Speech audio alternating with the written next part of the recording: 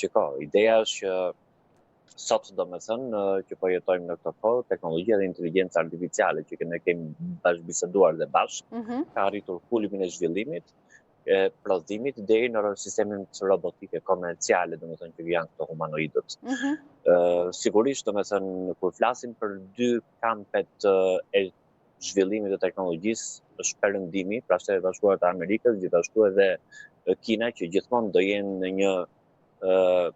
në një konstante kompeticionale, do me thënë të mundshme midis njëri tjetrit. Pra se kush prodhon më shumë e tjerë.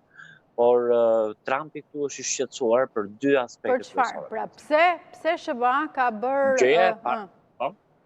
gjëja e parë është, do me thënë, për të mbasa i mendon sepse këto sisteme inteligjente të pajisje elektronike, sisteme robotike humanoide që futen apo importohen nga Kina, mund të jenë pikërisht pra si një mund të jenë mund të përdoren për qëllime spionazhi, për të deportuar apo për të marrë informacion më detajuar, domethënë lidhje me praktika, projekte, aspektet politike, militare, ushtarake amerikane, por që njëkohësisht mendon që nuk duhet edhe që të prish strukturën e konkurrencës Shtetet Bashkuara të Amerikës. Që do të thotë SBA është një vend prodhues i pajisjeve të ndryshme elektronike të sistemeve humanoide, ne kemi përmendur Elon Musk, domethënë pionerin e teknologjisë që ka arritur kulmin e zhvillimit dhe thotë që do ketë mbi 1 miliard sisteme humanoide globale.